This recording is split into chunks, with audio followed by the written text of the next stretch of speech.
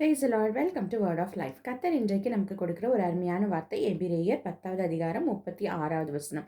எபிரெயர் 10:36. நீங்கள் தேவனுடைய சித்தத்தின்படி செய்து வாக்குத்தத்தம் பண்ணப்பட்டதை பெறும்படிக்கு பொறுமை உங்களுக்கு வேண்டியதாய் இருக்கிறது. தேவனுடைய சித்தத்தின்படி செய்கிறோம், வாக்குத்தத்தத்தை நாம் பெற்றுக்கொண்டிருக்கிறோம். அதை அனுபவிக்க வேண்டும், அதை முழுவதுமாக சுதந்திரிக்க வேண்டும்னா பொறுமை நமக்கு வேண்டியதா இருக்குதான். பாருங்க, யாக்கோபு 5வது அதிகாரம் 11வது வசனத்துல நாம் யோபுவை குறித்து நாம் வாசிக்கிறோம். யாக்கோபு 5வது அதிகாரம் 11வது வசனம்.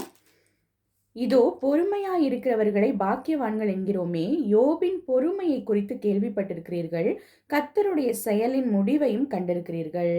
கர்த்தர் மிகுந்த உருக்கமும் இரக்கமும் உள்ளவராய் இருக்கிறாரே. பாருங்க, அந்த கர்த்தருடைய சுதந்திரத்தை, வாக்குத்தத்தம் பண்ணப்பட்ட சுதந்திரத்தை முழுவதுமாக சுதந்திரிக்க நாம் அதிகமாக ஜெபிப்போம், பரிசுத்தமாய் வாழ்வோம், எல்லா காரியங்களையும் கரெக்டாக இருப்போம். ஆனால் நமக்கு ரொம்ப போராட்டமாக வர்றது எதுனா இந்த பொறுமை.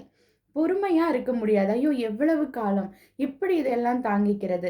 ஆனா பாருங்க, யோபு பொறுமையா இருந்தார். அது ரொம்ப வருஷங்கள் எடுத்துக்கொள்ளல அவருக்கு. மேபி கொஞ்சம் மாதங்கள் ஆயிருந்திருக்கலாம்.